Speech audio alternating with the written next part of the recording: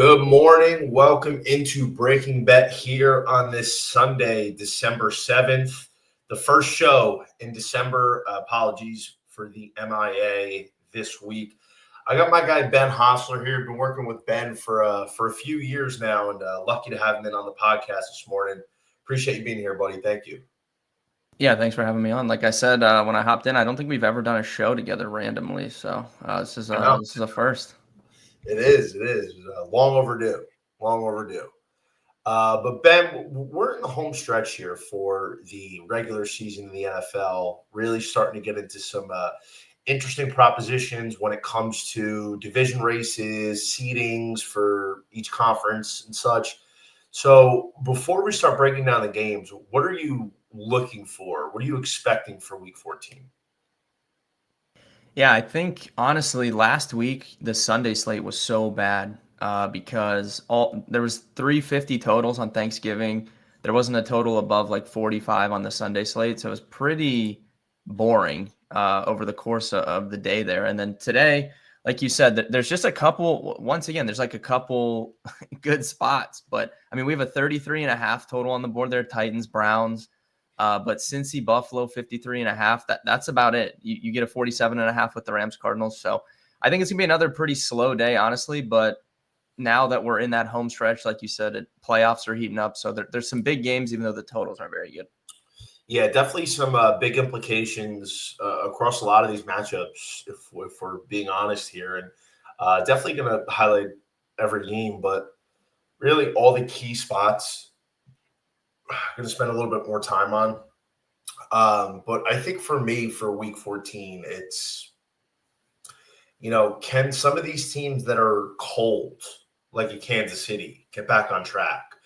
Or some of these teams that are hot, like Seattle, avoid a look-ahead spot with a huge showdown against the Rams next week that honestly might be for the NFC West crown. So there's definitely some big momentum shifters here for Week 14 heading into Week 15. Yeah, definitely. KC is the most interesting spot to me, man. I have so much KC exposure, futures and stuff, and I doubled down. Well, actually, it's not even double down. It's like a triple down. I tripled down this week again, so I really, really need them in the worst way. Because if they lose tonight, they're done. They're essentially cooked. The Athletic has that like predictor thing that they have. So if they win out, they still have a 90. I think it was like 97% when I looked chance to make the playoffs, but it drops down to like single digits, I think, if they lose today. So I mean, it's kind of crazy considering they're 6-6 right now, and they're out of the playoff picture if the season ended today. I know preseason we did the show with Brad, my usual co-host. Shout out to Brad Thomas. I like Denver to win the division preseason. They were like 350 plus 350. I just thought it was a little bit too big of a price. But, the Chiefs, they let a couple easy ones slip away. They lost some games they should not have lost, like Jacksonville. Make a case they shouldn't have lost against Dallas last week, whatever side of the fence you're on there. They're definitely fighting. So that's going to be a good game tonight against Houston's very, very dangerous top defense. I mean, if we're looking at it right now, Houston's actually ahead of Kansas City in the rankings. So not only is it big for just win total, but it's a tiebreaker. A loss there moves them to 6-7, moves Houston to 8-5 with the advantage. And it's just at this point, it's hard to overcome. And somehow we're looking at potentially 3 teams in the AFC South in the playoffs. That's an interesting one. That hasn't happened to them. Yeah, the worst division coming into the season, they're going to get 3 teams in that. It's actually insane. But let's start out with one of the more meaningless games of Week 14. That's the Miami Dolphins at the Jets, 2.5 points. Ben, I don't know if you have anything in terms of like a real strong play for this one. But are you on the side of Miami or the Jets today? Yeah, I don't have a firm take on a side of the game here. I would assume the Dolphins can win. But there's a couple players that I like in this game for like prop stuff. But aside of the game, I would assume the Dolphins can get it done. But the Jets have like weirdly won some games, so I guess you can't count them out really either. I think player props wise, I'm obviously looking at HN. He went nuts last week. Touchdowns -155. I think that's solid. Like HN's probably going to be a piece I throw in a parlay for a touchdown today. Maybe his rush yards 82.5. I think maybe even taking it down a little bit to 80 flat. Throw that in a parlay. You're going against a New York Jets team that's bottom 10 in rushing yards allowed to backs this year. They've given up tied for the fourth most touchdowns at 12 to running backs. So, especially with Achane's ability to do it by air and by land, opportunity for him to get in the end zone today. And Ben, not sure how you're feeling about Jalen Waddle. Any love for Jalen Waddle today? He's okay. I like Darren Waller a lot on the Dolphins side if I was going to pick one of their pass catchers. So he came back last week, first game back, instantly basically returned to the role that we saw from him prior. Pretty good route rate. I think it was over 60%. He saw the only end zone target on the Dolphins last week. And if you go back a few months, he still leads the Dolphins in end zone targets, and he's barely played. Like he just came back from injury. So they've made a point to go to him in the end zone. Got some really positive coach speak from McDaniel as well coming off of that game. So, and the Jets have been pretty bad against tight ends as well. So if I was picking a Miami pass catcher, I would go Waller, and you're getting better odds on the touchdown too. And I think there's just more equity that he would get a red zone look anyways. Yeah, 250 for Darren Waller. So the thing is like I hate betting on guys. I think it's a solid look. I just typically hate betting on guys that are so reliant on being in the red zone, and then they might only get one look or two looks. And if they don't corral it, then they pretty much have no chance. At least with somebody like Jalen Waddle, who's 185, you get a guy who could score from anywhere on the field. Granted, the Jets have actually been pretty solid against wide receivers. Now, obviously, without Sauce Gardner, might shift a little bit, so that stuff's not really factored into just the counting stats.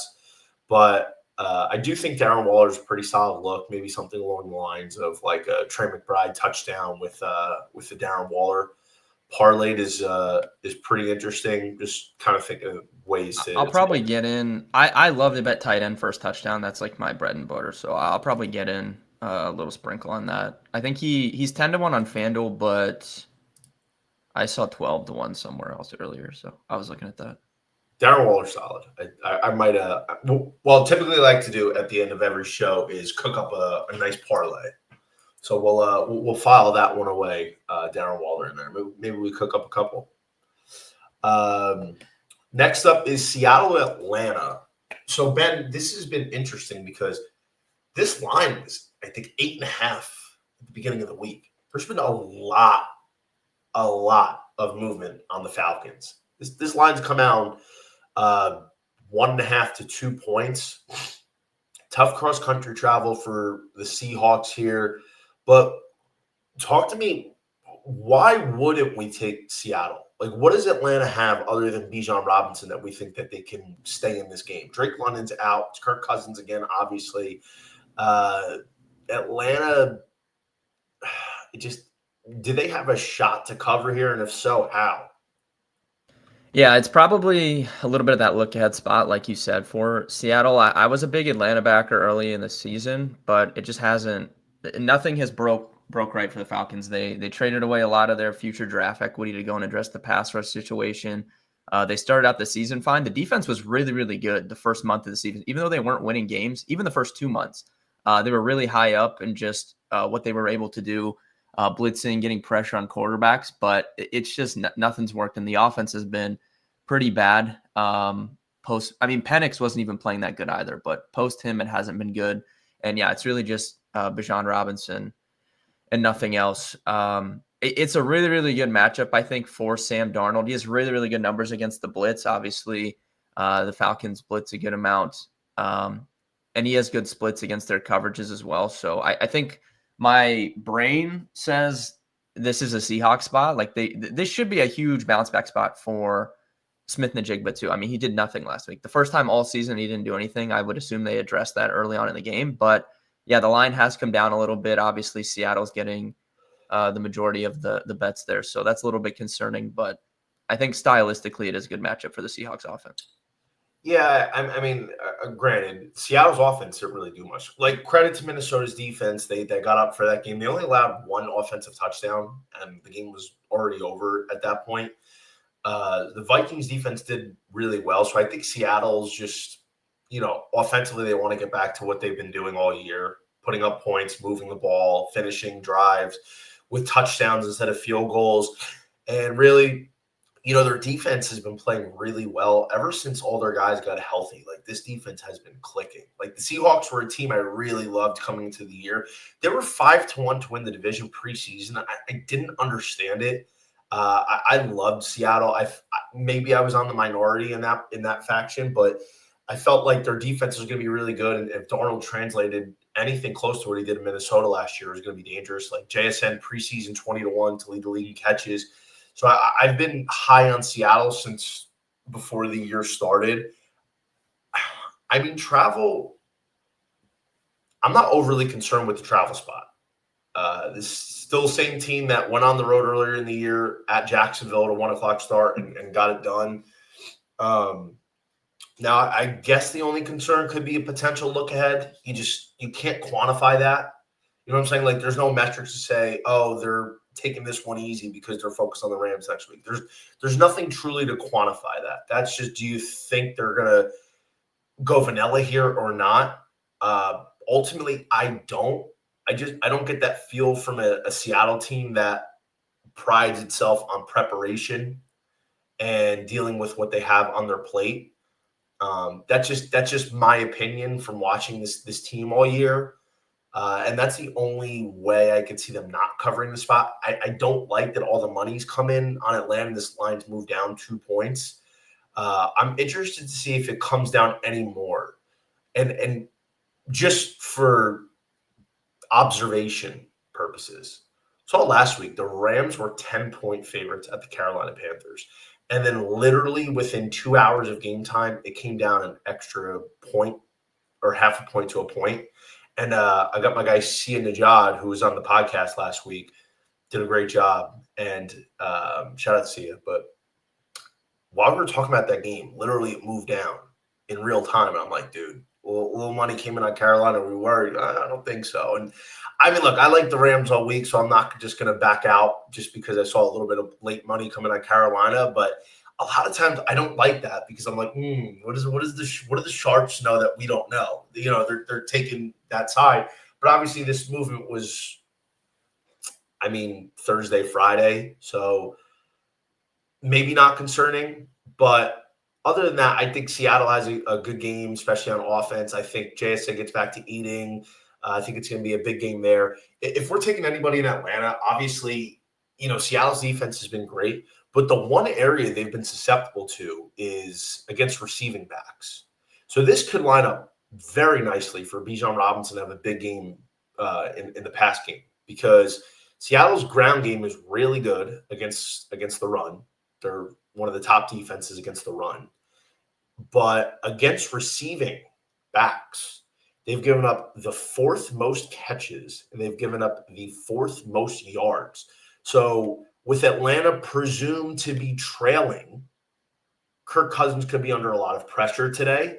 It could be a lot of dump offs to Bijan Robinson. So Ben, his catch total is 4.5, juiced heavily to the over. So do you think Robinson over 4.5 catches minus 440 is a solid play? Yeah, they have to live and die by him at this point, and there's potential for Kirk Cousins to just fall super flat against this defense. Like, this is a top 3 or 4 defensive unit in the NFL, so I do agree with that.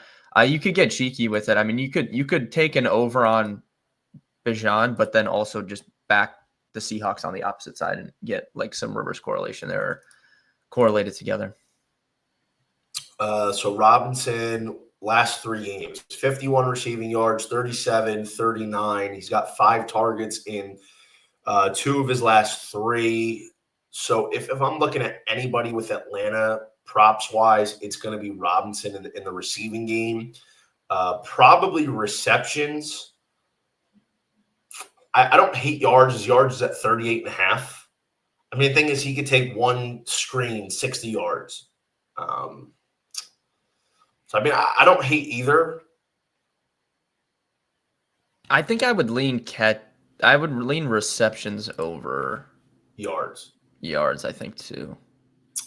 I probably The would. Seahawks, they're like top 6 or 7 in yak allowed, though. So, if they could get him the ball quick and like let him run out in space, I guess he could. He could take a long one, I'm sure. What is his longest reception? Sometimes I look at that, like, when you get like a lower receiving yardage like that 14, for 38 and a half. Yeah, 14, so 15 and a half. yeah, I mean that's like half. If he went over that, he would be getting essentially half on one catch. So Probably would be. So probably the better way to go.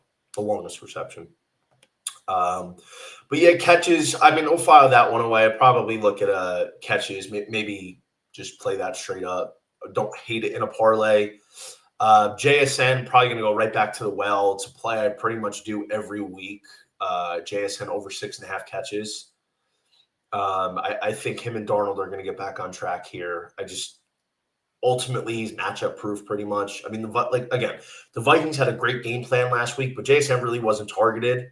Darnold was under constant duress, and then by the point where they were able to move the ball, the game was over. Second half, they were going very conservative on the ground, and it was not the right game script here. But I think they're going to get back on track, so I'll probably look at JSN over 6.5 catches. I think yards, Ben, 92.5. Still probably going to look at that.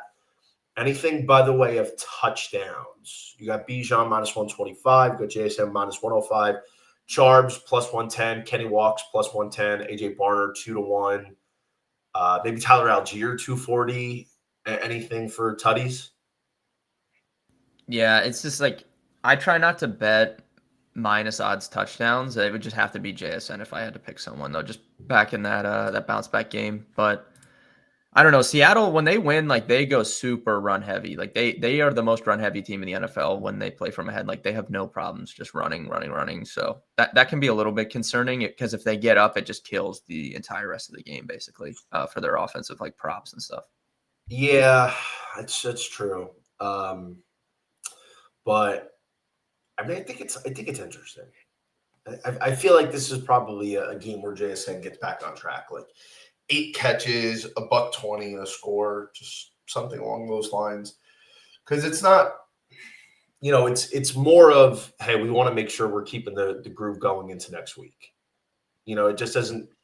I mean, if Adonai Mitchell's going 8 for 102 against you, like what is JSN gonna do? Honestly, like Yeah. Yeah, I tend to agree. So probably look at JSN here and Bijan Robinson and Seattle minus 6.5. For RotoWire, I actually gave out Seattle's spread. It was 7 at the time of my video, so I'd still go 6.5. All right, big one here in the NFC South. Saints at the Bucks, 8.5-point spread. All of a sudden, man, Carolina crept up on Tampa. It looked like the Bucks were going to run away with this division. They've stumbled. I mean, they won last week barely against Arizona, but really since that Lions game, the Bucks have not looked the same. They had a good game against New Orleans the week after, heading into their bye. But other than that, I mean, this Tampa team has definitely not looked like the group we saw the first 6-7 weeks or so. It's an 8.5-point spread, big number here. Are you buying the Bucks, or you think it's just too many points for New Orleans? Yeah, it would be hard for me to lay 8.5 in a division game like this with Tristan Wirfs out. I think it's a little bit concerning for me. Baker just hasn't been good. Like he's just too banged up. He just hasn't been playing very well. They do have Bucky Irving back though, and he just completely iced everybody last week. Like returned back to that full role. So I'm sure they'll lean on him pretty heavily in this game. But 8.5 feels like a lot with no Tristan Wirfs, I think. Yeah, I think so too. I mean, I don't really have a strong feel in this game. It's just because New Orleans, and we talk about this every week, New Orleans isn't good, but they're competitive. They play hard. And when you have a team like that, you make a couple mistakes if you're a Tampa Bay, and all of a sudden, New Orleans takes advantage, and this is a closer game than you want. Um, I don't have a strong feel on the side here. I think maybe I'd lean Tampa, maybe, but it's not super confident. Anything on the prop perspective here, Ben? Yeah, it would probably like Bucky would be my pick for a touchdown in this game, even though I think he's like minus 130 or something the last time I looked. On the Saints side, you could get weird with Tyler Shugg maybe to run one in. So people were expecting Taysom Hill to play a bigger role down the stretch, and he really has not. Like he just looks completely done. If you look at carries inside the 10 on the Saints, Shugg has as many as Taysom Hill, and the same as Kamara. Obviously, Kamara not playing, but he has been active inside like the 10 and 5 yard line. So Tyler Shugg maybe at super long odds. He's You could take a look at. 850 on FanDuel. How about we get weird, buddy? Let's look at this. Ready? Okay. Tyler Shugg and Darren Waller. Parlay 2-piece, 32 to 1. 32 to 1. Yeah. Are we down? That's right up my alley, baby. Are we down? Yeah, I would be down for that for sure. I'll have Ooh, to grimy. That's dirty. yeah, that is dirty. That's dirty. That's disgusting. I'm down though. I think I'm down. I think let's file that one in. Tyler Shugg, Darren Waller, anytime tutty parlay, 2 legs. That's just north of 32 to 1 on FanDuel. I think I might have to pull the trigger on that one. So let's file that one away for I don't remember. Did he score a touchdown? I can't remember. Oh, Let me see. No, he didn't. The one game he had like 20 rushing yards. So I remember that. But he's due. Yeah, inside the 10, he has the same amount of carries as anybody else. So what you're banking on here would be, Chris Olave gets loose, draws that PI, and then they just run him right in there. Would be. I mean, dude, he's got this is his rush attempts the last 2 games, 6 and 7. Yeah, he's been like really active as a. It's not even like designed runs, but it's scrambling. And what does Todd Bowles like to do? Blitz the quarterback. So that would just match up perfectly. Just kind of get loose for one. Yeah, I can say it. I like it. Otherwise, I think Bucky Irving is solid here. 69.5 rush yards. You're going against a New Orleans team that has not been good against the run. They've given up the 5th most yards to running backs. Bucky Irving's 69.5 is a solid number. And if you're basing it off the projected game script of being run heavy with Tampa being a 8.5-point favorite, there's probably a good shot Bucky Irving's going to have a 15 to 20 carry game as they're working him back into the mix here. The only thing I think it was like 20 to 5 is what he out-touched Rachaad White last week. And that was like his first game back. So it should be even more so this week. I guess the only thing I get worried about is like having Rachaad White in the mix, and Sean Tucker. But I mean, he had 17 carries last week. So that's pretty solid. I think against a New Orleans defense that's just not really done that much. He could have a couple big runs here and get us over that threshold. All right, Washington at the Vikings. Jaden Daniels, I think, is back. Yeah, I believe they said he's playing. JJ McCarthy's also back. It's this Vikings team is just such a pain in the ass because one week they want to show up and they want to play like it's the Super Bowl, and the next week they just don't give a fuck. Their defense looked really good. They got up for that spot last week, but their offense is bad, dude. And I'm not, and like granted, they played against a top defense. Now Washington doesn't have a top defense, but they got Jaden Daniels back. I mean, it's not a great game. Like I'm probably not going to end up betting anything from this game, but I think I'd probably lean Washington with Jaden Daniels back. Yeah, I have one play in this game that I took, but it's prop under actually. What is it? So I took Terry McLaurin under 55.5 yards. They have just Minnesota's defense is Super Bowl caliber. They just can't do anything on offense, but they have erased like opposing WR1s. Like they will just line up and bracket cover them and make anyone else beat them.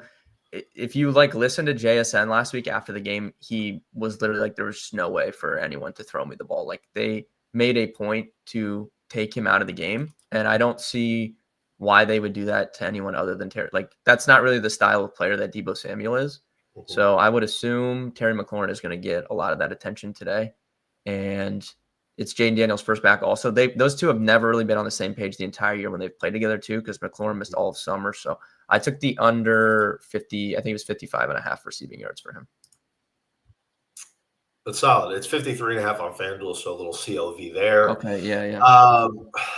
With McCarthy back, any love for Jetta's Washington's defense? Okay, we need it, man. Please, can he have a good game? It's now or never for JJ McCarthy, bro, because they are going to give him the rest of these games. He's going to have to show something. They're bringing in someone next year regardless. Like that is a fact, but it's now or never. The Commanders have been so bad on defense. Terrible. So it is now or never for JJ McCarthy this week. He needs to have a decent game. Bottom 5 against receivers. I mean, look, man, I can't help but feel bad for somebody like Jefferson. I mean, this in my opinion, he's the best receiver in football. Not this year, but overall.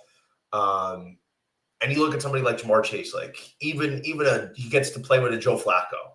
You know what I'm saying? When Joe Burrow's out, and like Joe Flacco could still get him the ball. He doesn't have nobody that can get him the ball. I feel like he's in hell right now, and it's just, mentally, what does that do? What does that do for him? At some point, does he want out? You know what I mean? So I feel like if you're somebody like Jetta's, it is now or never because of the quarterback. Like you want to make sure you get him right. I think Jefferson at plus 155 to score is big against a bad defense. I think they're going to make it a priority to get him the rock, man. I do. I think Jefferson plus 155. I don't know if I'll take his yards. I don't hate it. I think it's fine.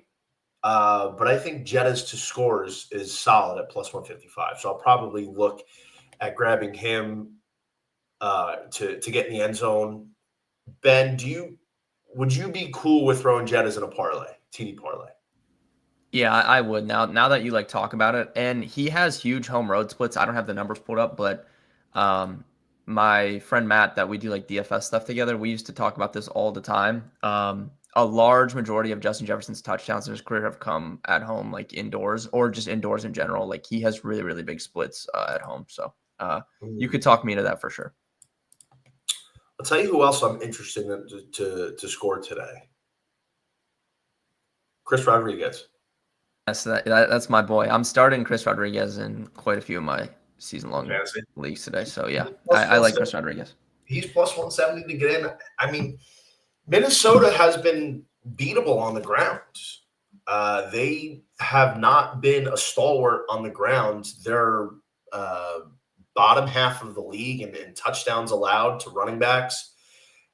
You can definitely run the ball against them, and Rodriguez has big playability, even in the pass game as well. But on the ground, I feel like Rodriguez is somebody that's a sneak play to get in at a pretty good price. So if I'm betting anybody to get in for the Commanders, to score, it's going to be Chris Rodriguez. Yeah, I like that a lot. Little threat with Jaden Daniels back too. I don't really know if they'd be running him, but it's just the defensive threat of the potential for him to keep the ball would help him out. And then same thing, red zone rushing, Commanders. Chris Rodriguez has 20. Nobody else has more than 14 carries inside the 20. And then inside the 10, he has 6. Nobody else has more than 3. Mm-hmm. And the person with 3 is Marcus Mariota, who's not even playing today. So, yeah, I like that. Anything on Jefferson's receiving yards at 62.5? Or are you just worried about the inconsistency too much? Yeah, I mean, it is now or never, and you're getting it at a good number too. If you would have told someone in August that you could bet Justin Jefferson's receiving yards at 70 against the Commanders at home, you wouldn't have believed them. You would have thought that line would be upper 80s. So you're getting good value on it. I like the touchdown more, I think, though. There's just more outs there. than him getting the yards. Yeah. Rodriguez 43.5 rush. I do like that. I mean, he's really iced Bill Krosky-Merritt. Like he is the lead back, and like you said, you can run. Minnesota has been a little bit of a run funnel, especially in recent weeks. And if they're not doing anything in the passing game, yeah, I don't hate that. Okay, I'll follow that one away. But again, like for anybody that's new to the show, we revisit these at the end of the show, kind of create some parlays and things for you guys to have for today. Big one here, Ben. Colts at the Jags, 1.5 points. Indianapolis looked like they were running away with the AFC South. Stumbled a little bit, and here comes Jacksonville. Here comes Houston. It's actually funny because for the first 2 months, every week I'm like, listen, I think Indy's good. It's how do I say this? Indianapolis. I was waiting for the shoe to drop. They kept proving me wrong every week, but I'm like, I don't know. Are they that good? Like they're playing. They were playing here. I don't think they're here, but I also don't think they're here. Like the higher part of their variance, I felt like they were probably here. When does this happen?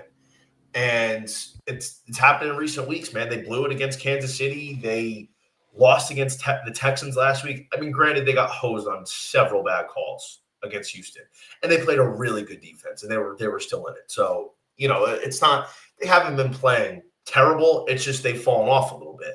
But meanwhile, you have Jacksonville who's been playing well. You have Houston who's been playing really well, and now as soon as the news of Daniel Jones with a fracture in his leg comes out, the morale's changed around Indianapolis a little bit. But truth be told, has anything really changed with the Colts? Like their play hasn't been a huge fall off. They're still the same team. It's just, some of these close games that they were winning earlier, they're not winning now. I personally don't think Jacksonville is that good. I don't buy Trevor Lawrence. I think the Jags have had a couple big wins. Houston's defense is legit. It's for real. And their offense is starting to play at least halfway decent. But I still think this is Indianapolis's division to lose, despite them not being in the lead right now. I'm going to go with the Colts here at the Jags.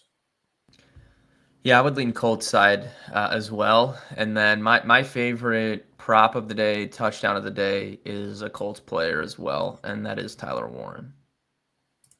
I've seen some Tyler Warrens today.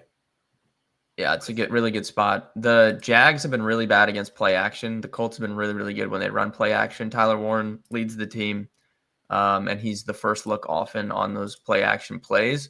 He's never gotten 100 yards in his career yet. He had a 99 game against the Falcons.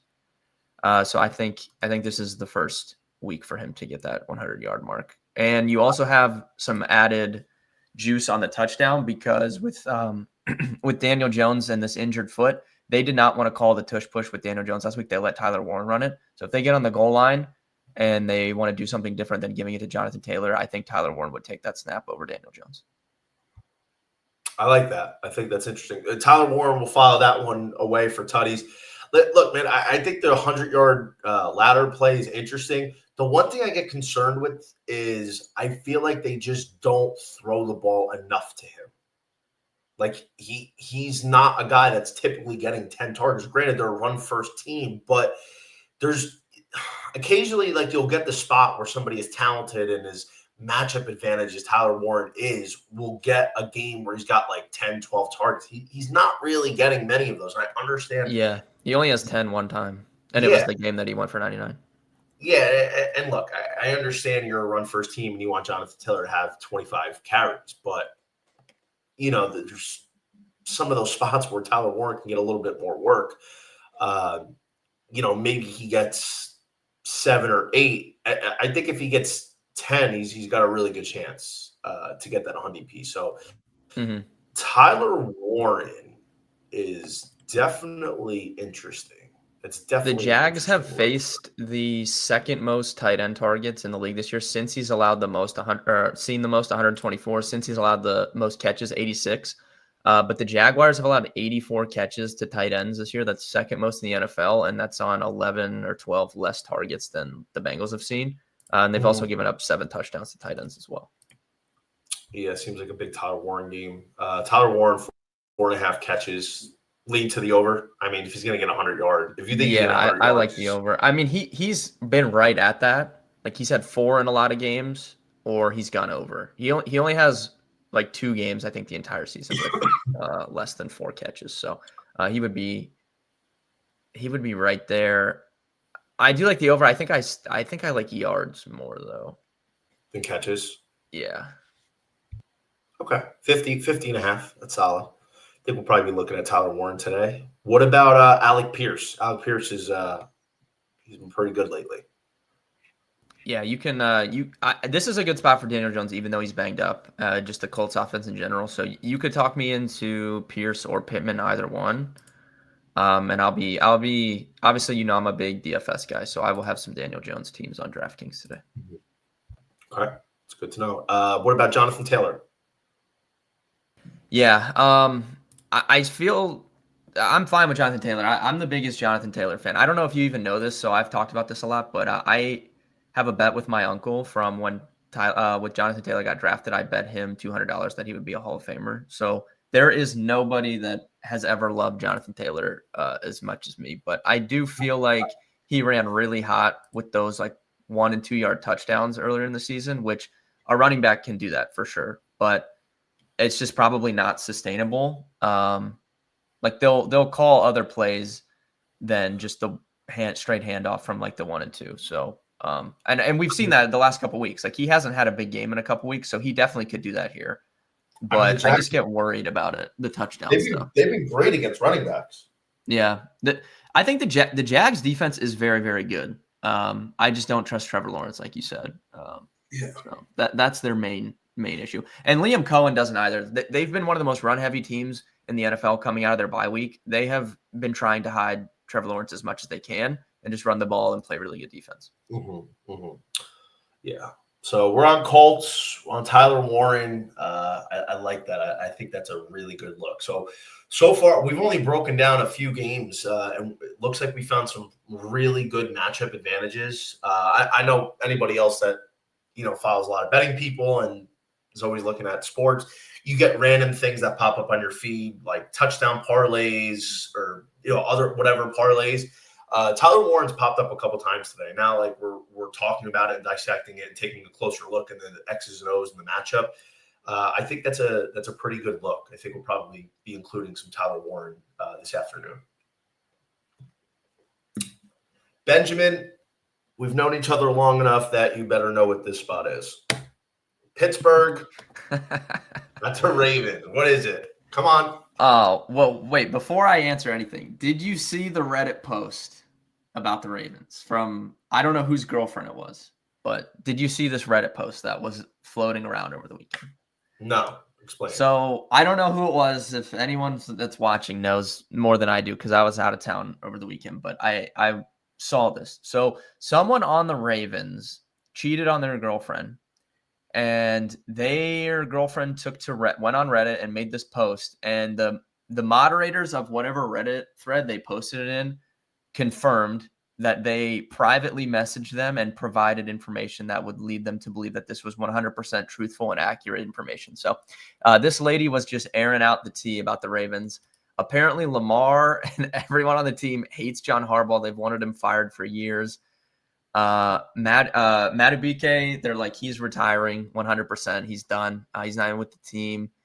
There's a lot of guys. She didn't name drop, but there's a lot of players on the team that are going to have surgery after the year. They're just not 100% healthy. She didn't name drop who, but that's not really like hot take because a lot of guys have surgery in the offseason. But I guess like a lot of guys have been missing curfew on their away games at like the team hotels and stuff, and they've had to hire extra security to come in and monitor the hotel rooms because people were sneaking out and stuff. So I don't know. It's chaos with the Ravens, which I mean that would translate to how terrible they've been on the field. Yeah, it would. And I think I would probably go as far as saying I know a lot of Ravens fans and say the same thing about John Harbaugh. I mean, he's been living off that Super Bowl victory. He has. He's been coasting on that. And I mean, listen, I'm not even a Ravens fan. I ask myself the same question, on just decisions in game. For instance, and it's small stuff, right? It's not like groundbreaking, but and this is routine. This isn't just like a one-off thing. It's every year we're seeing something like, what is John Harbaugh doing? And for instance, the latest example, why is Derrick Henry ripping up the Bengals defense in the first quarter, and then he doesn't step foot on the field in the second quarter, and then he's doing his thing in the third quarter, and then he doesn't touch the ball in the fourth quarter? Like, I don't understand. If I'm not mistaken, Ben, I don't think he had a snap in the second or the fourth quarter. You're like the Ravens. You could tell me whatever you want about Lamar Jackson, but they're a run-first team. That is a run-first offense that's built off the back of Derrick Henry and that ground game. How do you not have the king in? And that's just like a microcosm because it's small stuff, but that is some shit that always happens with them. Where you're always questioning John Harbaugh and the coaching staff. It's like, well, why are they doing this? You know what I'm saying? The story of the Ravens is they beat themselves. They do it every single year.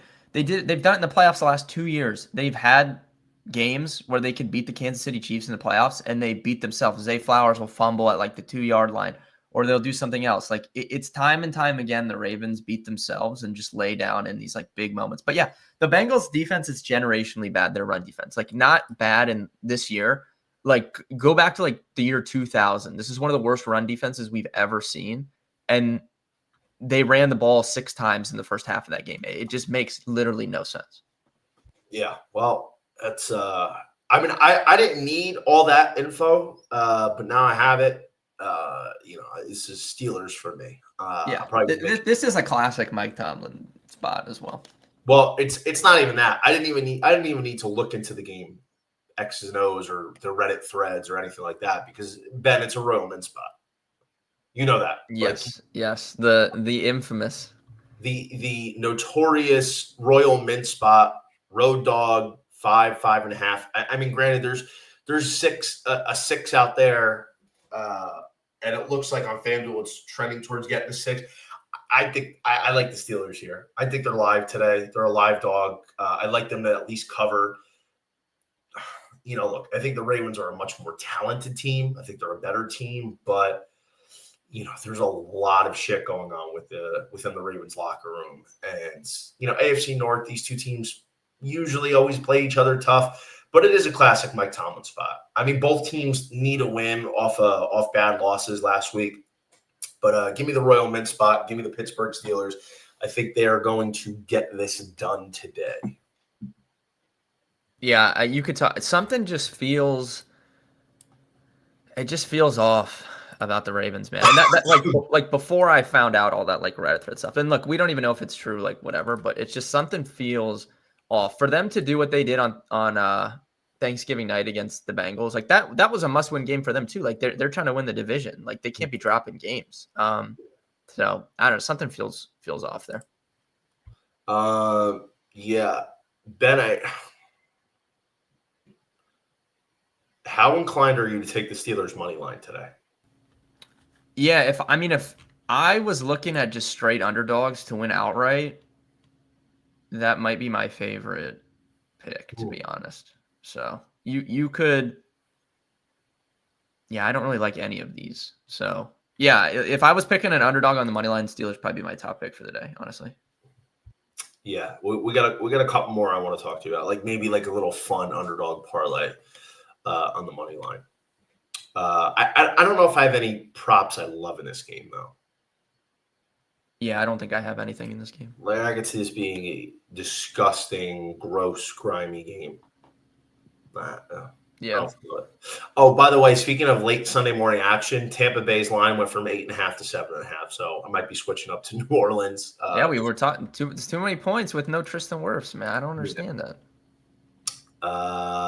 It's still 8.5 on DK, but yeah, interesting. FanDuel, I feel like, is usually a little bit sharper, A little bit. line wise. Yeah. Yeah.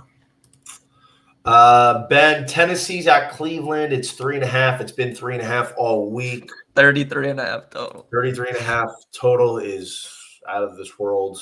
Insane. Ben, I gotta be honest. I like Cleveland. And I'll tell you why. Dude, I love Cam Ward. I think he's gonna be a superstar. I think we've seen this year though he needs a little bit more developing. He's not put in the right system this year, and there's just not a lot of talent around him. I think he's going to be really, really good. I do. I just don't think this Tennessee team is good. Like Cam Ward will keep them competitive. They'll hang around in games that they shouldn't be hanging around in.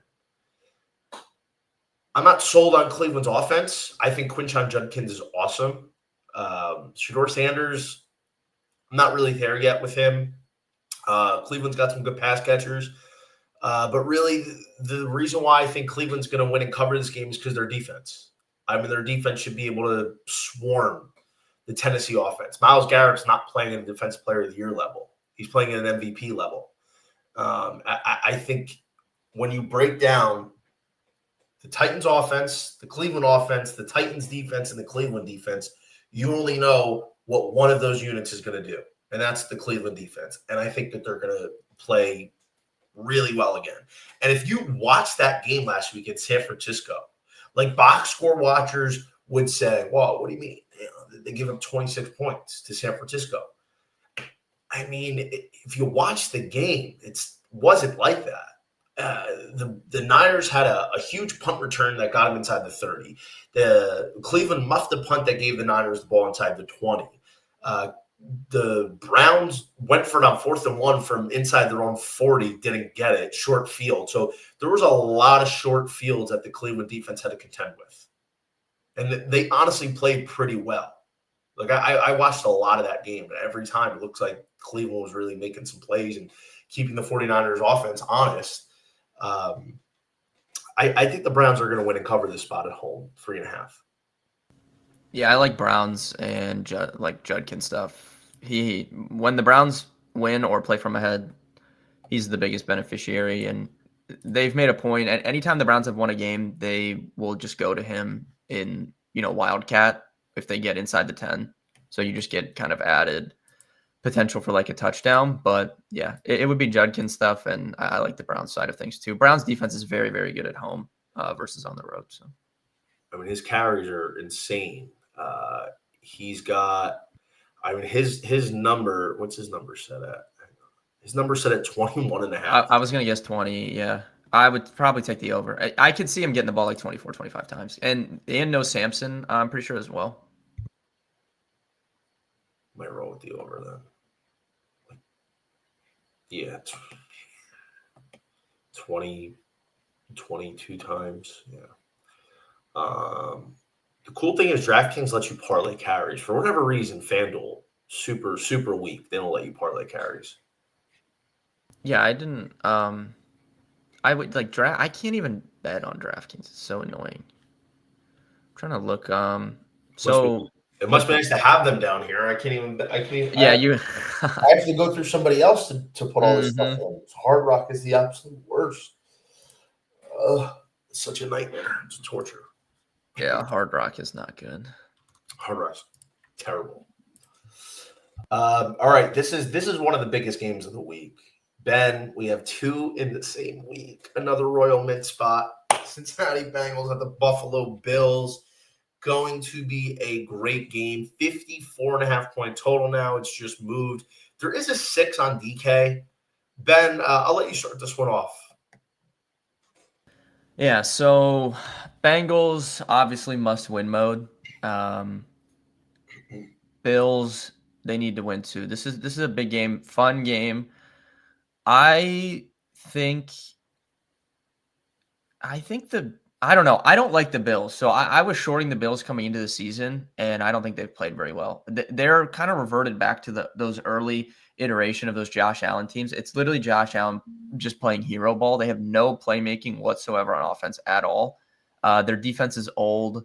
I'm pretty sure, is Joey Bosa playing in this game? I never saw like confirmation on that. Because that would actually be pretty big. Their pressure and all that stuff drops off a ton if you take him off the field. So I need to see if he's playing. But this would be a worrisome spot for me if I was backing the Bills. I don't have a play in this game on a side, but I could see Joey Bosa's out. Terrell Bernard's out. Yeah, that's like really big. The Bills' defense is not good.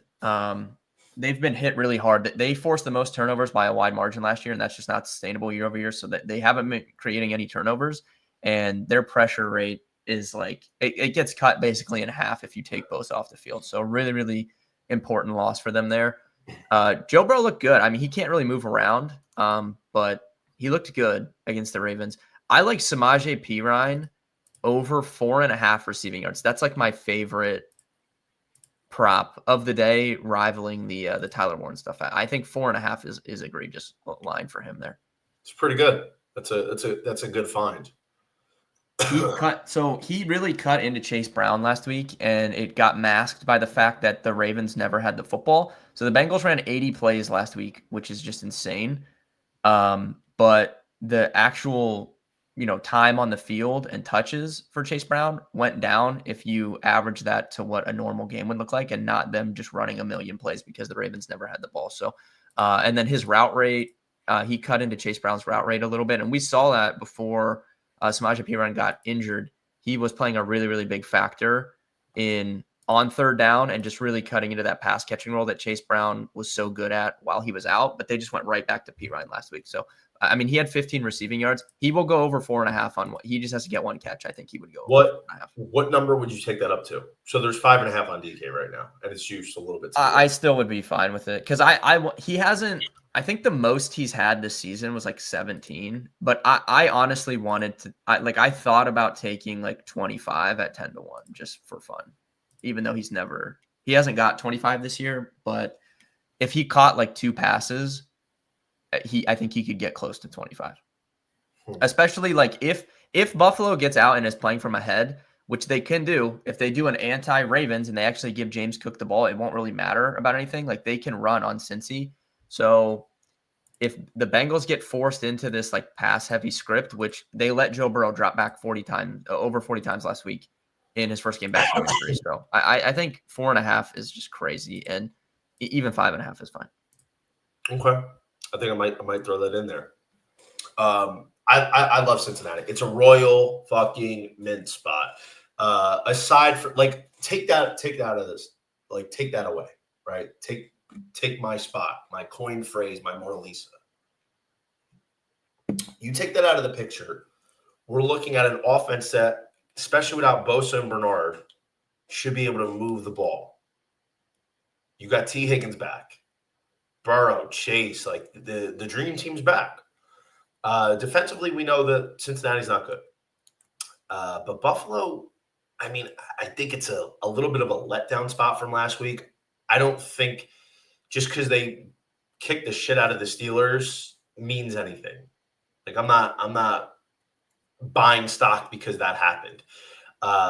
This is an opportunity for Cincinnati to score a lot of points. Now, granted, their defense is definitely susceptible. James Cook can definitely have a big game on the ground for sure. Allen can have a big game. And it's why, it's a 54.5 point projected total. But I just think if you're the Cincinnati Bengals, 27 points is definitely a feasible accomplishment today. If you're scoring that many points, I just think getting 5.5, even 6 on the road is a tad big. I think since he's live here to win outright. So I was trying to reference before Steelers money line, Bengals money line is pretty interesting. Both of them. I just don't think that the Buffalo Bills are going to have a lot of answers for what Cincy's going to be able to do on offense. I think it's going to be a big Jamar Chase game. I think Jamar Chase is probably a ladder candidate, probably get in the end zone. Burrow pass yards, big. I think T. Higgins can get back to getting in the end zone. Jamar Chase minus 135. James Cook on the ground, sure. Yeah. I mean, his number is 99.5. I don't know if I'm running to take that. That's insane. I can't. It's a really good spot, but Yeah, That's too I don't high think for I'm me. running to take James Cook 99.5, but I just feel like Cincinnati's going to get up for this one. They're in it. Somehow Oh, they're they're in They have to it. win. They literally have to win out. But yeah, I mean they are in it for sure. They're 100% live right now. If they beat Buffalo, I mean they're right there. So give me the Cincinnati Bengals. I just think they're going to be able to move the ball a ton. And listen, I understand their defense is bad, but let's not forget their defense just has to be somewhat decent. It can be below average, but with Joe Burrow back scoring points, keeping the ball, keeping Josh Allen on the sidelines, the defense just by natural progression of the offense is going to be okay. It's going to be better. I mean, I still think Buffalo probably has a shot to put up 30 as well, but when you as a defense, when you know your quarterback is back and you're able to score points, it takes a lot of the pressure off you. Like if you give up points, if you give up big plays, like your QB's got you. So that's why I think the Cincinnati Bengals defense, yeah, it's really bad, but it's also been playing without Joe Burrow. And we saw last week against Baltimore. They played a lot they played over their heads last week. 5 takeaways. Ravens are going through a lot right now. But we saw when Joe Burrow's out there slinging it, putting up points, moving the rock, like he inspires a lot of confidence. Like you feel like you have a shot in the game. And I think Cincinnati's defense on paper, yeah, it's bad. In real life, it's bad, but it's hard to quantify now with Joe Burrow back. They can be even a little bit better, which could be the difference. So I think Cincinnati's a live dog here. I like them to cover. I think they have a really solid chance to win outright as well. Yeah, I can definitely see that. You kind of talked me into it a little bit. No pushback from me there. All right, so props wise, we like Chase. What do we like Chase up to today? Yeah, he should have a pretty big game. I would feel like he basically has to For at them to this win. point. You know. I like. I was just like cooking up some stuff earlier in the week. I had Jamar Chase 90 yards. 83.5 is his total, but I think 90. I feel like 100 is pretty solid today for him. 110 is decent. I think I'd be cool. I think I'd be cool with that. Maybe 125. I mean, I know it's a lot of yards, but Yeah, if you're building like a parlay or something, I don't hate it. Especially if you're doing like a same game parlay. yeah. I do like this one, so I'd probably roll there. T. Higgins 180 to score is not bad. Dalton Kincaid's back.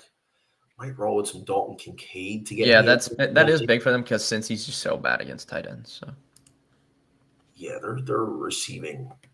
Yeah, they've given up the most touchdowns to tight ends this year. 13 yeah, touchdowns. it's not even close. It's like 12. I think the next closest is like 8 or 9. Yeah, they've given up. They gave up 3. They gave up 3 touchdowns to the Steelers tight ends in the same game, and it was 3 different tight ends. Let's just play around. Let's have fun with this. Hang on. Ready? So, I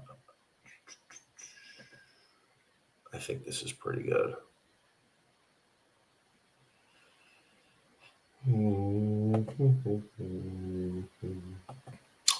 All right, what do we say? Dalton Kincaid, touchdown. Joe Burrow over 250 pass. Jamar Chase, 100 yards receiving. If we could find Samaje P. Ryan. I don't know if he's in there. It's not even on FanDuel, which is bizarre. Receiving yards? Yeah. Oh, no, he is 4.5. Oh, never mind. 4.5. Okay, yeah. That's a solid. Oh, and wait a minute. Ooh, right there. How about that? 30-1 same game parlay. Ready, Benny? Let's hit it. Dalton Kincaid, anytime tud. Joe Burr, over 250.5 pass. Jamar Chase, 100 receiving yards. Samaje Perine, over 4.5 receiving yards. Bengals plus 5.5, 30-1. Let's I love it. lock that in. And if you're playing on like a normal book, not Hard Rock, any book out there will have like a boost for a same game parlay too. So you can boost that. You could get that to like 40-1 probably. Brother, I think I'm locking that shit in. I think I'm going to lock that beast in. Let's go. I'm locking it in. All right, there we go. I love it. We're locking it in today. I love that. I think that's strong. Honestly, if I was getting a little freaky, I might throw Bengals money line in there. Yeah, then we're talking 50-1 probably with a boost on that. Little risque. But I think the Bengals are going to cover. So I think I'm going to probably throw that one in straight, because it's also nice to have like one game, because I'm going to be locked into that game. So I can have one single thing where, we're in on. All right, let's keep it going. We have a few more games left. We got Denver at the Raiders. That's 7.5. Ben, look, last time these two teams played on Thursday, it was maybe one of the worst games I've ever seen in my life. Bad. It was so bad I turned it off at halftime. I'm like, I will go watch paint dry before I watch this shit. Now they're at the Raiders. I mean, look, these two teams, get up and get to spot they're going to get up on. Denver is a team that should blow them out. But Denver's had this really, really, really bad habit of letting these inferior teams hang around. They've done it all year. I don't trust the Broncos. Like, I liked the Broncos coming into the season too, just like defensively. I thought they were really good, but I don't know. I can't figure them out, man. I can't tell if they're. I don't know. They're just a weird team.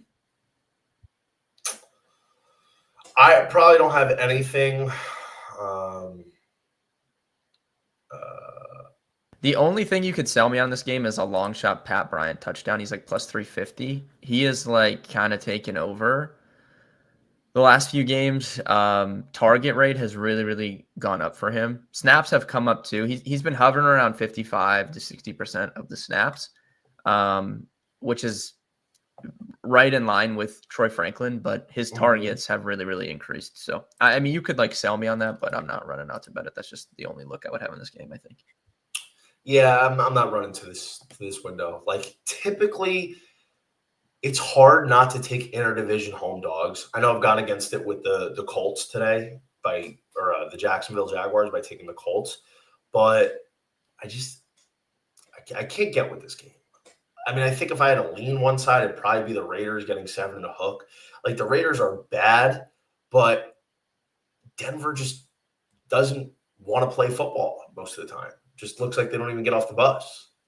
So it's like, I don't know. And I hate Sean Payton. I just do. I don't know why. I've never liked him. To think I was nice to his kid at Baja. Wow. In 2018, I was nice to his kid. Baja Mar 2018. I also met Leighton Vander Esch that weekend. That's pretty sick. Did I ever tell you the story? Leighton Vander Esch looked like he wanted to fight me. No, I have not heard that. All right. Quick story time. So 2018 Baja Mar was March. So right when the new league year starts and free agency starting for the NFL. It's the middle of the day, and I'm playing blackjack. I got a table all to myself. I like doing that. I like playing one-on-one against dealers. Sometimes the casino was very quiet at that time. Baja Mar was pretty new. They didn't open that much sooner than when I was there. And anyway, I'm playing blackjack. I'm on a heater. Like, every now and then you get like one of those shoes that's just you can't lose. So I'm up probably like $1,000. The shoe's wrapping up. It probably got like 10 hands left, whatever. So there was this couple that comes to sit down, and I'm like, hey, like, I'm on a heater right now. Do you guys mind if like I just finish out the shoe? So the girl was super nice. She was like, yeah, no problem at all, no problem. The guy looked at me like, really? Are you serious? I'm like, bro, like, unless you're gonna pay for my losses here, I can't upset the apple cart. I looked at him like, I think that's Leighton Vander Esch, and this is 2018. So this is like right when Leighton Vander Esch. Yeah, that's like when he was good. Yeah. Bro, I stood next. I like. So he's like, yeah, all right, no problem. So I finished up the shoe, whatever, won some money. And then I went up to him after. I'm like, hey, bro, like, I appreciate it. Sorry about that. Like, I just wanted to win money. He's like, whatever, no problem. Like, bro, this kid was huge. Like, you see NFL players, like, on TV. But when you're sitting next to him in person, and I'm not a small guy. He was huge. He was clean 6'4", just yoked. I'm like, bro, like I'm not gonna get in a fight with Leighton Vander Esch. I just, just blackjack etiquette. I got to make sure I'm finishing out this shoe strong. But it was pretty funny. But he definitely looked like he wanted to punch me in the face. That's crazy. Like, all right, why'd you get in a fight with Leighton Vander Esch? I didn't want to. It just sat down in the middle of my shoe. I was out of here. All right, so Chicago is at the Packers.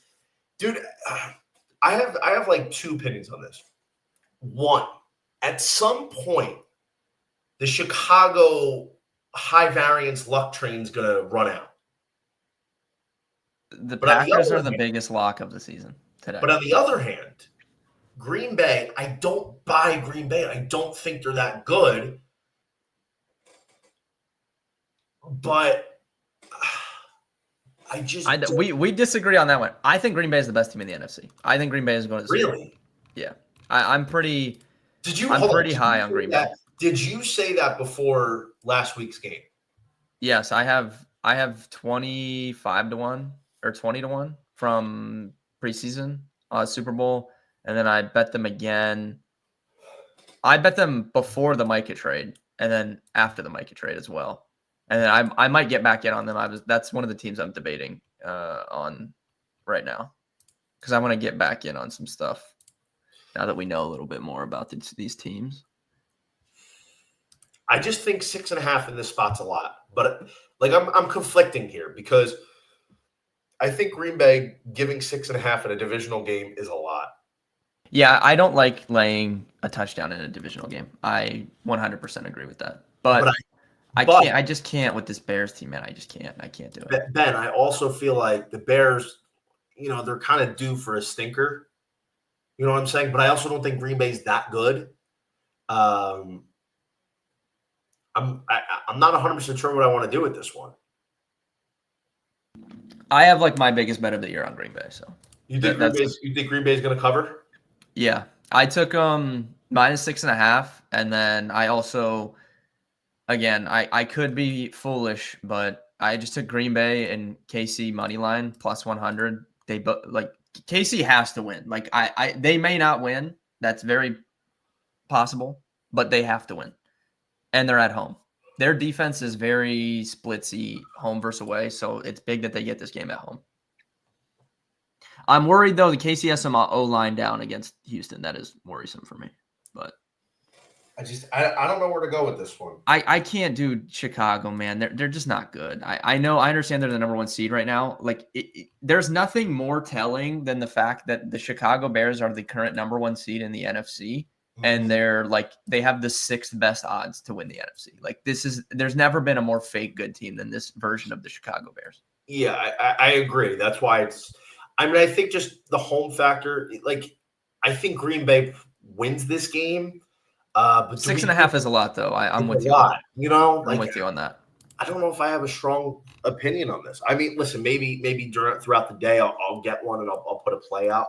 But I don't know if I have a strong enough feel on this game. But props wise, you got anything? Yeah. Interesting stuff on the Chicago side. I liked this before the Romo Dunze news came out that he wouldn't be playing, but Luther Burden is the Chicago Bears' best receiver. But the Bears we saw a really big role change for him 2 weeks ago, Luther Burden. Really icing Zacchaeus, snap rate's way up. Route participation is way up, and he hasn't been able to take advantage of it because of the games that they've been forced into. So they played that weird game against the Steelers, against Mason Rudolph. Caleb Williams had 3 touchdowns, but they kind of like got up. It was like a weirder game when you go back and watch it back. And then they got in that game against the Eagles where they were just running down the Eagles' throat. Caleb Williams had 154 yards in that game. He didn't need to pass the ball. So I do think Luther Burden is interesting. If you want to take his yards, I took it at 39.5. It's probably still at that or at 40. And then Colston Loveland too, honestly, like he needs to play a bigger role. The one way you can beat the Packers when you throw it, they're not great against tight ends. So, and he's scored some touchdowns as of late too. Like he can play a big threat in the red zone. Yeah. I'm a big Luther Burden guy, though. I've been waiting for the breakout game. I hit his over yards a few weeks ago, and I'm getting back in today. Even though I think the Packers win the game, like that he honestly would make it better because I would prefer the Bears have to actually throw the ball in this game. Maybe I lean Green Bay. I don't know. I actually think it's really funny. I keep seeing this Jordan Love Toyota-thon. Like he keeps saying Jordan Love Toyota-thon. They're like Jordan Love during Toyota-thon. I'm like, what the fuck are you talking about, man? Like Toyota-thon. I'm high on Green Bay. I honestly like if you gave me right now, I would pick Green Bay to win the Super Bowl. I don't know if I can get there. I just don't think their offense is that good. I mean, you get a fluke game from Dontavian Wicks, and truth be told, the Lions really don't look that good. Their defense has been a mess. And then, look, I'm sure that game is a lot different on Thanksgiving if they don't lose Amon-Ra 3 plays in. That changed the entire complexion of their game plan. For sure. Amon-Ra is a difference maker, obviously. He's inconsistent, but Jordan Love is good. I mean, 19 touchdowns, 3 picks. Turnover-worthy play rate isn't high. I think he's underrated to what – I think there was a point where he might have been considered overrated coming off that – he had that big year like when he was first the Packers starter. So I think he probably was a little bit overvalued then. I think it's swung back, and he's probably a little bit undervalued now. But their receivers are strange. They have a lot of similar receivers. Like they don't have like a true like – number one receiver. They have a bunch of like 2s and 3s. It's like very strange how their team is constructed. I'll tell you who I do like today. I like Christian Watson. Yeah, it's Christian. Christian Watson is all the Packers receivers have good splits against man coverage. That's another reason why I like them today. But Christian Watson's the man beater on this team. Chicago plays man heavy, but it's even more so with Jalen Johnson back. They went super man heavy against Philly. So yeah, it's Christian Watson for sure today. Watson's plus 185 to get in the end zone today. I think that's solid. 53.5 for Watson. I think that's decent. Josh Jacobs, 78.5 rush yards. Maybe. He does nothing. If he doesn't score touchdowns, he does nothing. Yeah. I think Watson touchdowns probably the big play for me this week. I don't know if I expect to see a lot on the ground for the Bears. The Packers' run defense has been pretty solid this year. They've been pretty solid. Let me see something. I didn't love. Maybe not. See any love for like a Caleb Williams tutty scramble? Yeah, I have. Those are. I hit a big one on that earlier in the season. So you could always talk me into that. Caleb Williams? Yeah, I hit it was that Monday night. I think it was week 1. It was Monday night against the Vikings. I had him anytime touchdown, and I had JJ McCarthy anytime touchdown, and then I had them parlayed, and they both scored. That was a big night. So you went nice. Very good. All right, this is a good one. Rams Cardinals. This has moved up. This was 8.5. Now it's 9.5. So we have a couple things to dissect here. One, Rams bounce back spot. Atrocious at Carolina to lose like that. Atrocious. Bounce back spot. But big number for a home dog interdivision. Big number. And Arizona's not good, but they can score. They can move the ball. I think it's as much of a look-ahead spot for the Rams as it is for Seattle, if we're going down that rabbit hole. Look, man, the Cardinals have given Matt Stafford. So I have two thoughts on this. The Cardinals have given Matt Stafford trouble. He doesn't have a touchdown pass in his last 2 games against the Cardinals, but at the same time, I also think Sean McVay is all in trying to get Matt Stafford this MVP award. Yeah. So I can see both. I can see both sides of the coin on this. Dude, I think 9.5 on the road against a divisional opponent is too much for a team. Yeah, it's a lot of points, man. For a team like Arizona who can score, who can move the ball, I just think it's too many points. They are down to just nothing offensively, though, the Cardinals. So obviously, no Marvin Harrison Jr. no Greg Dortch, no Xavier Wheeler, who was even playing ahead of Greg Dortch. Like, I don't really know who's playing for them other than they have Michael Wilson, they have Trey McBride, and I think Trent Sherfield will be on the field. Mm-hmm. I don't really know. I don't know who else is like playing for them offensively. Like they Yeah, have I nobody. don't know either. I mean, look, man, I think this is a huge game for Trey McBride again. 7.5 catches. I think over. I think his receiving yards, 78.5 over. Like, I think if we're looking at interesting parlays, like McBride, Warren, each a hundy. Like, I think McBride's live for a hundy piece. I think McBride's live to get in the end zone today. He's plus 120. I think this is going to be another spot where Jacoby Brissett throws the ball 50 times. I think his pass yards at 253 is a solid look to the over. I just feel like we're in one of those spots here where Arizona is going to be doing a lot of throwing today. So And I the good probably thing look at, about them too is like a lot of these teams when they're down big just don't care. The Cardinals like still throw, like they will let Jacoby Brissett throw the ball like 60 times. Like they literally don't care. So like you're protected from any sort of garbage time if you bet on any of these Cardinals guys. yeah, I think that's probably a pretty good look. I think I'm probably on all the Cardinals overs. I think I'd probably go. I'm gonna see what Michael Wilson is because Marvin Harrison was out. I mean, kid's been Yeah, eating Michael Wilson was 70 good. I guess like Michael Carter's been playing like a receiving role, so I don't. Maybe he could pitch in with this. Like they literally have no receivers. It's crazy. Yeah. I mean, I'd probably look at all the overs for McBride, Wilson, Brissett. Anything for he hasn't been great as Puka. Like he's been fine, but he was eating the first month, and then Yeah. he really hasn't done much. It's been a little bizarre. Anything on Puka or Tay? Yeah, I mean, you could always talk me into Puka, like I said, and you kind of have. I really believe McVay is trying to get Stafford this MVP. So they've just gone. Like Devontae Adams has been like a receiver version of Jerome Bettis, he will have like 40 yards and 3 touchdowns. Like they just throw him these 2 and 3 yard touchdowns, which has really affected Kyren Williams because for the last like 3 years, Kyren Williams has taken every sort of a touchdown inside the 5 from the Rams, and then this year they've just flipped it and they've been throwing all those. So you kind of get some added juice if you're going to take these touchdowns that they've just been so pass heavy inside like the 10-yard line because they're trying to pad Stafford's stats. Yeah, I think so too. 9.5 is a lot of points, buddy. I probably wouldn't touch a side of this though. No way. I think I'd probably take the Cardinals. I think yeah. That's where I would lean. I think it's too many points. But I like the overs on Brissett, McBride, Wilson. I think at least 2 of them are going to hit.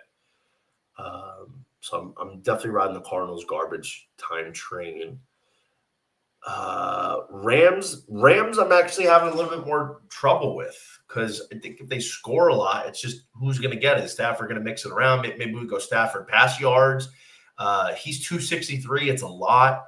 Kyren Williams, it's weird because Blake Corum is getting a lot of.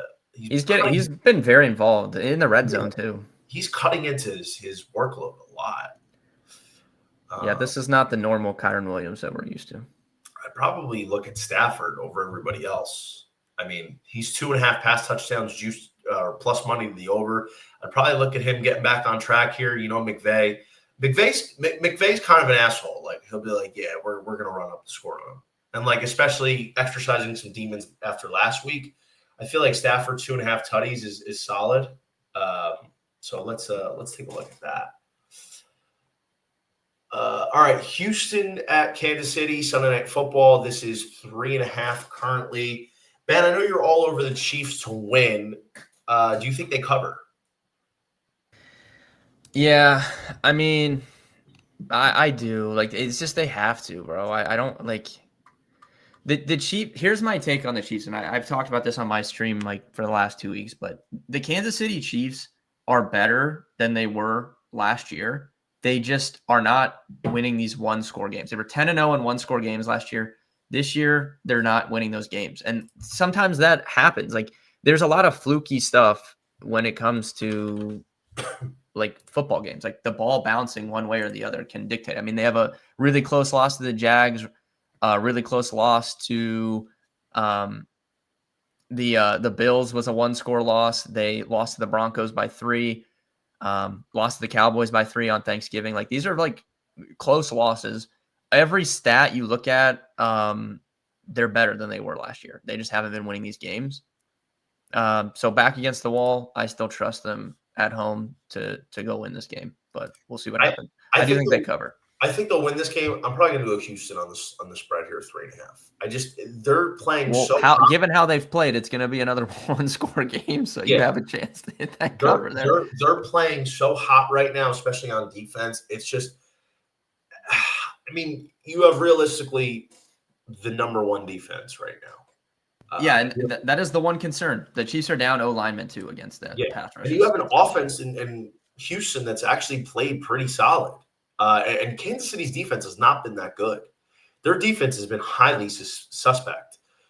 So getting 3.5 points in a low total, 41.5, probably, like you said, projected to be a 1-score game. If it's a 1-score game, there's a really good chance that Houston can cover this.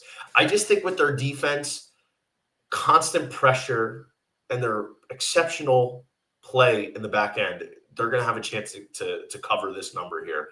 I'm going to side with Houston getting the 3.5. Props wise, anything here? I don't think I have anything in this game. You could sell me on Travis Kelce. Since the Chiefs have kind of gone into this must-win mode, he's really, like, they don't have the luxury. The last few years, they've really, really iced him in the regular season and saved him for late in the season. They have not had the opportunity to do that this year. He's been very, very involved early in games, late in games, in the red zone. Like, it's kind of back to that old Travis Kelce role. Obviously, you still have Rashee Rice there, but you could sell me on Travis Kelce. I don't think he should be 2-1 to score a touchdown. Given the role that he's currently in. So that would be my pick there. And if the offensive line is struggling, that would get the ball out quick. I'd probably look at Rashee Rice as well to score. It's 130 plus 130 is obviously it's not a ton, but it's a decent number. Rice typically getting over his catches, like that 7 catch mark, is usually good for me, but I just don't think I could take it in this matchup. I think they're going to be playing extra sticky coverage. Like, Derek Stingley's been awesome this year, so I probably would be looking at the under for him, but maybe touchdown Kelce, touchdown Rice is probably the only way I'd really go props wise in this one. Possibly some Nico Collins. I think Nico Collins is that's a solid play, but nothing extravagant. All right, Monday night, Eagles at the Chargers, 2.5. It's actually down to 1.5 now, so let's change that up. But long travel here for the Eagles. Do you think they are able to get this one done, or is this an LA Charger spot? We should abolish the Philadelphia Eagles from the NFL for the rest of the year. I'm so sick of them. I'm so sick of Kevin Patullo's. Just I am like root for the Eagles. I don't know, like, if you know that, like, I do. I'm not like, I didn't grow up an Eagles fan or anything, but I was a big Jalen Hurts fan at Alabama, so I just followed him to the NFL, and I root for the Eagles. And I'm just tired of this team. I'm done with them. So I have nothing to speak on. I honestly hope they lose this game. Tough travel spot cross country, but in truth, I'm a little concerned about the Chargers. You've got Amari Hampton coming back. Don't know what his role necessarily is going to be, like, in terms of volume. Justin Herbert, I don't know. They didn't really look great against the Raiders. No, their offensive line is so bad. It's an interesting spot because Philly's D-line is good, but now there's no Jalen Carter, and they just got, like, I have not seen a team run on the Eagles like the Bears did on Black Friday in quite some time. I mean, they were just doing whatever they wanted. So even though the Chargers offensive line is not good, like, with no Jalen Carter as well, like, feel like they could run the ball here a little bit. Yeah, I mean, look, they definitely could. I don't love this pick. I don't know if I'm going to make anything official, and obviously we've got till tomorrow night to figure it out, but I think I'd lean with the Eagles. Like, it's now or never for them. You know, like when are they It when are is. they when are they going to get right? The Chargers, Justin Herbert, after he went out with the injury, it's a non-throwing hand, but it didn't look great. I mean, I don't love it, but I think I'd side with the Eagles here. Able to get a couple more plays in a closely contested game. It's not super strong, but I think Philadelphia is the right side. I hope we get some McConkey against DeJean. I want to see some white on wine crime. Just see what goes on there. That's crazy. That's crazy. Is Dalton Kincaid really good to go today, or is he hesitant? Yeah. So Rapshi just said he's active, and then the report I saw earlier, I don't know if it was Pelissero. Let me see who said that, but it sounded like more concerning. What? The report I saw earlier today. I'm gonna see if I can find the exact. I don't want to like misquote it, but whatever I saw earlier sounded like he's really hurt, but he's gonna try and go. But then Rap Sheet was like good to go. So I have no idea. I mean, I hate taking guys with tight end or hamstrings. Yeah, that's a good point. Should I leave Kincaid out? Play it safe. It's risky. I'd hate for him to pull up lame and then and then he's just out. Yeah, it's like, oh well, sorry, buddy. You know, Kincaid's hurt, but your parlay's fucked. So yeah, that's. I can see either side. I'll probably leave it in. If I'm gonna put it in, I'll probably leave him in. Yeah. I'll take the risk. I'm taking a risk anyways because I'm betting like a 40-1 parlay, so I might as well I just say YOLO. How much is it? Wait. I'm texting my source.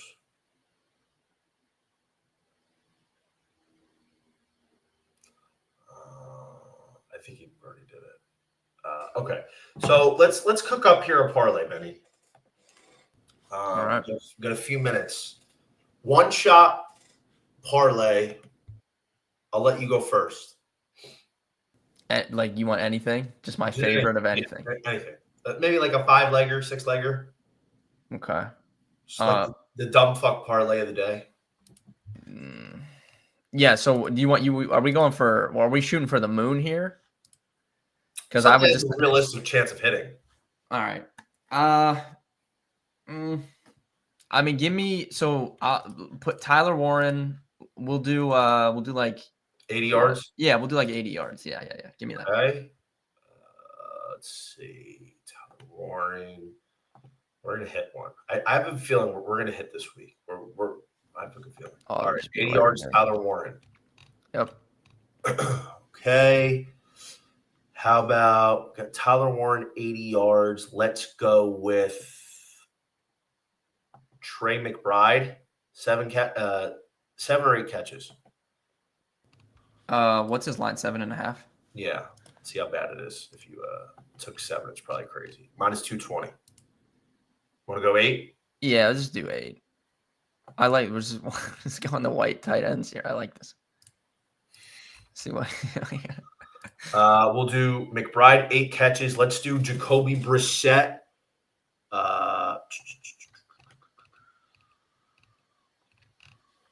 225 pass. Yep. Should be good. Let's see. So we're at 8. We're at like almost 9-1 already. Yeah. Okay.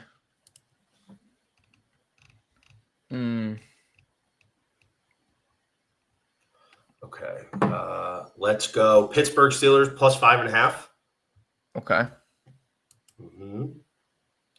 I'm gonna try and leave the Bengals game out because I'm gonna go. Let's do that. Yeah. What about like little something with Judkins potentially? QJ. I think we both liked him. Carries. We could do that. Or though you got to do if you're gonna do DK. Well, let's do. I'm putting this on FanDuel right now. So with what we have, which is McBride 8 catches, Jacoby Brissett 225 plus passing yards, Tyler Warren 80 plus yards, Steelers plus 5.5. It's plus 1783. So we could just do. Oh God. If we did him to score a touchdown, that's 35-1. Warren? No, Judkins.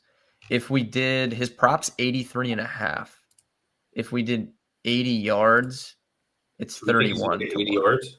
Yeah, what would you feel better about, touchdown or yards? I'd feel better about touchdown just because you have that wildcat. Like, if the defense gets them in a short field,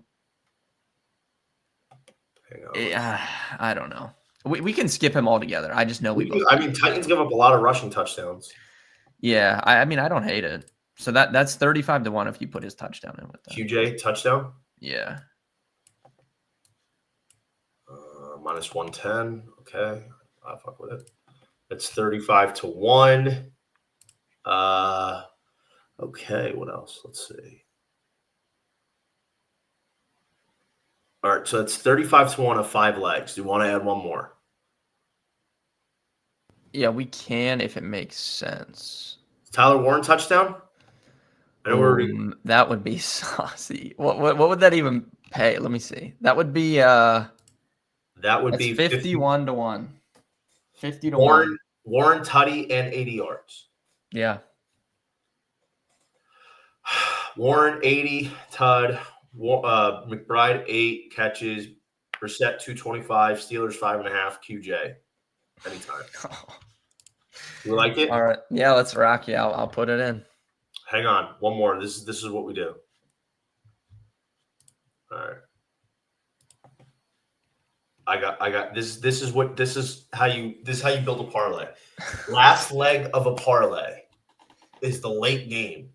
Okay. Yeah. Take the money line, and that way you can middle if you get an opportunity. Okay. So I think we throw KC money line in there minus 200 to bring it to 77-1. Yep. So if we get to a point where all we need is Kansas City to win, then we can take Houston 3.5 and shoot for the middle. Yeah. So let's say we did 25 each on that, Ben. Yeah. Almost 2K. Yeah. Then we throw a little taste on Houston getting the 3 and a hook. I like it. All right, so let's read it all. Let's confirm. Tyler Warren, 80 and a tud. That's fucking saucy, kid. That's saucy. It is. Trey McBride, 8 catches. Jacoby Brissett, 225 pass. Pittsburgh Steelers plus 5.5. Quinn Sean Judkins, anytime tud. Kansas City money line. Are we locking it in? Yeah, let's do it. I'm gonna put it in. Anything else? No, I think we're good on that. And then I'm gonna DM you when we all this stuff hits, because this is all early games. So we're gonna get through, and then we're gonna be really watching this Arizona game at 4:00. Yeah. Here's what I want you to do. Here's what we're gonna do.